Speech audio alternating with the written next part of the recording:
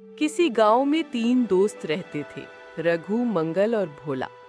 तीनों खुद को गांव का सबसे चतुर व्यक्ति समझते थे और बाकी सभी को बेवकूफ। ये दोस्त हर दिन मिलकर नए नए होशियार प्लान बनाते थे और हमेशा किसी न किसी परेशानी में फंस जाते थे।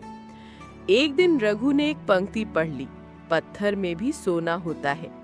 वो भागता हुआ अपने दोस्तों के पास गया। सुनो, अगर पत्थर में सोना होता है तो हमें बस उसे निकालने का तरीका खोजना है, हम अमीर हो जाएंगे। मंगल और भोला उसकी बात सुनकर झट से सहमत हो गए। बिल्कुल सही कहा, हमें गांव के सबसे बड़े पत्थर को तोड़ना चाहिए, मंगल बोला। तीनों ने एक बड़ा हथौड़ा और कुदाल उठाई और गांव के तालाब के किनारे पड़े बड़े पत्थर को तोड़ने में लग गए। दिन भर कड़ी मेहनत की, लेकिन पत्थर से कुछ नहीं निकला। थक हार कर वे बैठ गए। तभी भोला बोला, पत्थर में सोना छिपा हुआ है, हमें उसकी आत्मा को प्रसन्न करना पड़ेगा।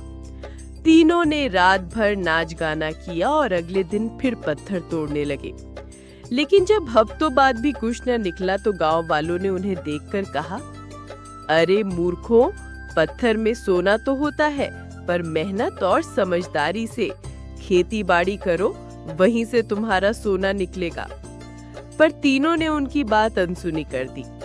एक दिन मंगल ने सुना कि पड़ोस के गांव के राजा ने ऐलान किया है कि जो भी सबसे होशियार तरकीब लाएगा उसे इनाम मिलेगा। तीनों ने सोचा कि वे राजा को बेवकूफ बना सकते हैं।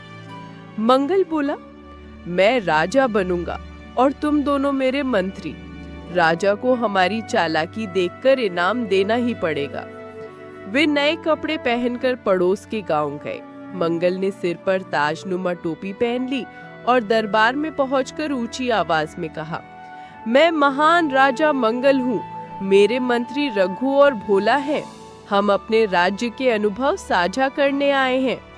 राजा को यह अजीब लगा, लेकिन उसने उनका नाटक देखने का फैसला किया। मंगल ने कहा, हमारे राज्य में हर घर में एक सोने का पहाड़ है और हमारी प्रजा इतनी समझदार है कि वे पानी में आग लगा देते हैं। राजा ने हंसते हुए पूछा, कैसे? भोला बोला, बहुत आसान है, पहले पानी में तेल डालो और फिर आग जला दो। राजा उनकी बात सुनकर समझ गया कि वे झूठ बोल रहे हैं। उसने उन्हें गधे पर बिठाकर गांव से बाहर निकाल दिया। शायद राजा हमारा मजाक समझ नहीं पाया, रघु ने कहा। कोई बात नहीं, अगली बार और चतुर बनेंगे, मंगल ने उत्तर दिया। एक दिन तीनों ने सोचा कि वे गधा खरीदकर उसे घोड़ा बना सकते हैं और उसे ऊंचे दाम पर बेचेंगे। भोला ने कहा, गधे को सफेद रंग से रंग दो और उसकी गर्दन पर सुंदर घुंघरू बांध दो, लोग इसे घोड़ा समझेंगे। तीनों ने ऐसा ही किया और बाजार में गधे को ले गए। देखो, यह एक दुर्लभ सफेद घोड़ा है, इसकी कीमत केवल 100 सोने के सिक्के हैं, रघु चिल्लाया। एक आदमी ने पास आकर कहा, अगर ये सचमुच घोड़ा है तो मैं इसे खरीद लूंगा, लेकिन इसे दौड़ाकर दिखाओ। गधा दौड़ने की बजाय वहीं खड़ा हो गया और जोर जोर से रेंकने लगा। लोग हंसने लगे और कहने लगे, गधा गधा ही रहेगा, चाहे तुम उसे कितना भी रंग लो। तीनों को शर्मिंदा होकर बाजार छोड़कर भागना पड़ा।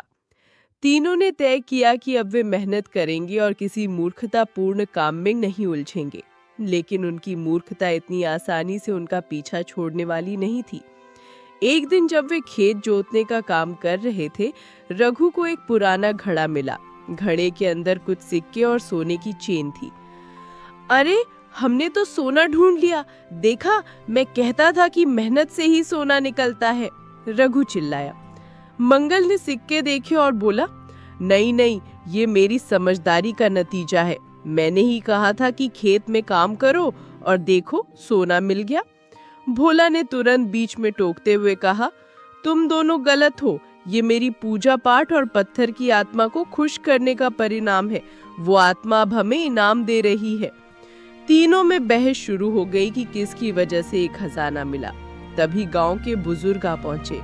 उन्होंने घड़ा देखा और बोले, अरे ये तो राजा के जमाने का पुराना खजाना लगता है, इसे राजा को सौंपना होगा। ये गांव का है, तुम्हारा नहीं। लेकिन तीनों ने सोचा कि अगर इसे राजा को दे दिया तो उनका नाम नहीं होगा।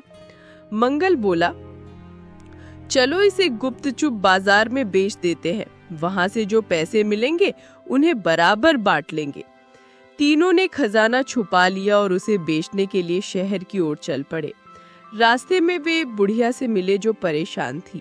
उसने उनसे पूछा, बेटा मेरा बैल खो गया है, क्या तुमने उसे देखा है? तीनों ने सोचा कि बुढ़िया को मदद करके वे पुण्य कमा सकते हैं। भोला ने झट से जवाब दिया, हमने बैल नहीं देखा, लेकिन हम तुम्हें ढूंढने में मदद करेंगे, बदले में हमें आशीर्वाद देना। वे बुढ़िया के साथ बैल ढूंढने निकले। थोड़ी दूर जाने पर उन्हें एक बैल दिखा जो पेड़ के पास बंधा हुआ था। बुढ़िया ने खुशी खुशी उन्हें धन्यवाद दिया और एक पुरानी पोटली दी। ये मेरे पास बचा खुचा धन है, इसे रख लो। जब उन्होंने पोटली खोली तो उसमें पुराने समय के सोने के सिक्के और कीमती गहने थे। वे खुशी से झूम उठे। देखा, हमारी होशियारी से ही ये मिला है। रघु बोला, नहीं, ये मेरी अच्छाई का फल है। भोला चिल्लाया। मंगल ने हंसते हुए कहा, नहीं, ये हमारी किस्मत का खेल है, हम तो पैदा ही होशियार हुए हैं। अब तीनों गांव लौटे और उन्होंने सबको ये कहानी सुनाई कि कैसे उनकी चतुराई से खजाने पर खजाना मिल रहा है। गांव वाले पहले उनकी बात पर हंसते थे, लेकिन इस बार सचमुच सिक्के देखकर प्रभावित हो गए। तीनों ने इस घटना से कोई सीख नहीं ली और वे फिर से अपने मूर्खतापूर्ण कामों में लग गए। लेकिन किस्मत बार बार उन्हें सही रास्ते पर ले आती। हर बार वे अपनी मूर्खता को होशियारी मानते और दूसरों को सलाह देने लगते। मूर्खता कभी कभी किस्मत से जीत सकती है, लेकिन बार बार नहीं। और जो लोग खुद को सबसे होशियार मानते हैं, उनकी मूर्खता एक दिन जरूर सामने आती है। लेकिन रघु, मंगल और भोला की किस्मत उन्हें बार बार बचा रही थी, इसलिए वे अपनी होशियारी पर हमेशा इतराते रहे। ऐसी ही रोमांचक कहानियों के लिए हमारा चैनल सब्सक्राइब करें। Dream draw cartoons. धन्यवाद।